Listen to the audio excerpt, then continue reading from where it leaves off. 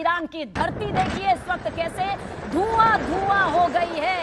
इसे युद्ध कहते हैं, इसे वो स्थिति कहते हैं जब चौतरफा दहशत होती है, चौतरफा खौफनाक तबाही का मंजर होता है, काले धुएं का वो गुब्बार आसमान छूता। इस वक्त आप देख रहे हैं धुआं धुआं इस वक्त ईरान हो रहा है। अली अमानतुल्लाह खमनेई का तो देखिए खात्मा हो चुका है, लेकिन इस बीच जो ईरान की धरती से निकलकर तस्वीर सामने आ रही है वो भी कपा देने वाली है, थर्राती हुई तस्वीर है। ये वो ईरान है जो इस वक्त पूरी तरह से चौतरफा घिर चुका है अपने ही घर में, क्योंकि खामनेई की मौत के बाद जहां जश्न की तस्वीर नजर आती है तो वहीं रोती बिलखती तस्वीर भी नजर आती है जो बताती है कि गृह संघर्ष अब और कितना ज्यादा बढ़ने वाला है। तो दूसरी तस्वीर देख लीजिए, धुआं धुआं होता ये ईरान इस वक्त आप देख पा रहे हैं। ईरान की तरफ से भी हमले किए जा रहे हैं, टारगेट यहाँ पर किया जा रहा है, क्योंकि युद्ध कहा जाता है सिर्फ ताकत से नहीं बल्कि सोच, संयम और समझ से भी होता है। लेकिन ईरान इस वक्त बैक टू बैक जिस तरह से हमले कर रहा है, पर उसकी खुद की धरती भी देखिए दहली हुई है। अमेरिका ने साफ कह दिया है, डोनाल्ड ट्रंप ने साफ कह दिया है, आज ही हमला होगा और ज्यादा बड़ा हमला होगा, खतरनाक हमला होगा, और हमला भी ऐसा होगा जो पहले कभी नहीं हुआ।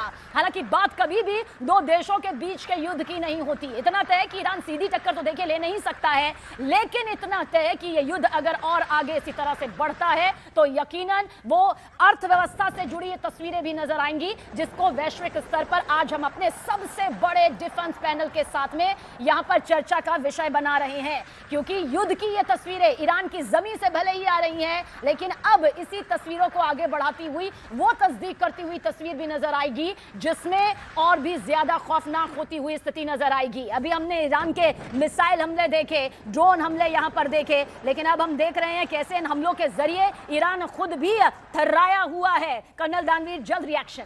देखिए, ये जो विजुअल दिखा रहे हैं ये करम शाह के विजुअल हैं। ये वेस्टर्न ईरान का इलाका है और यहाँ से हाईवे जो सीधा बगदाद को जाता है, ये बहुत बड़ा IRGC का एक स्टेशन है। बहुत बड़ी इनकी तादाद में यहाँ पर ये मौजूद है IRGC के लोग, और इस इलाके के ऊपर ये हमला हुआ है और उसकी तस्वीरें आप दिखा रहे हैं अपने टेलीविज़न के माध्यम से।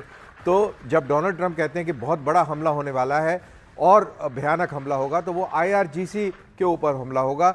अगर IRGC कमज़ोर होगी तभी ये रिजीम चेंज की तरफ कहानी बढ़ेगी, जो इनकी एंड स्टेट है, जिसको इन्होंने पहले अपने एड्रेस में व्यक्त किया है। और तब तक, जब तक IRGC कंट्रोल में रहेगा, जब तक ये सारा हिसाब किताब तंत्र कंट्रोल में रहेगा, तब तक कोई रिजीम चेंज नहीं होगा। और जिस तरीके से हमला मिडिल ईस्ट के अंदर ईरान कर रहा है, इसका मतलब है कि अभी वो पूरी तरह तंत्र ध्वस्त नहीं हुआ है, तंत्र पूरी तरह इंटैक्ट है, ये कहा जा सकता है। लेकिन इसमें एक बात और भी है, मैं जोड़ना चाहूँगा कि जो लड़ाई दिख रही है वो तो दिख रही है, इसके साथ साथ एक इंडस्ट्रियल लेवल पर भी लड़ाई होगी, क्योंकि इस सारे इक्विपमेंट, इस सारे सामान को रिप्लेस कौन कर पाएगा? क्या ईरान में वो सलाहियत है कि वो जो जितनी मिसाइलें दाग रहा है, जो ड्रोन चला रहा है, क्या उनको रिप्लेस कर पाएगा उस स्पीड से? अरे रशिया नहीं कर पाया। रशिया जिसके पास बहुत भारी इंडस्ट्रियल बेस था, वो नहीं कर पाया यूक्रेन युद्ध में, तो क्या ईरान कर पाएगा? तो क्या ईरान टिक पाएगा? ये बहुत बड़ा सवाल है। हमारे साथ RSN सिंह भी मौजूद हैं। सर, आपसे जानना चाहेंगे, जो सवाल यहाँ पर कर्नल दानवीर खड़े कर रहे हैं, वाकई वो जमीनी स्तर पर कितना आपको लगता है कि ईरान को कमजोर बनाते हुए नजर आते हैं?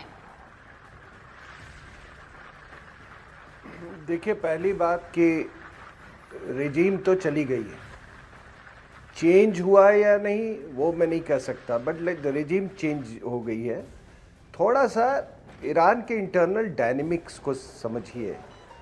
ये एक थियोक्रेटिक रेजीम है और IRGC उस थियोक्रेटिक रेजीम का एक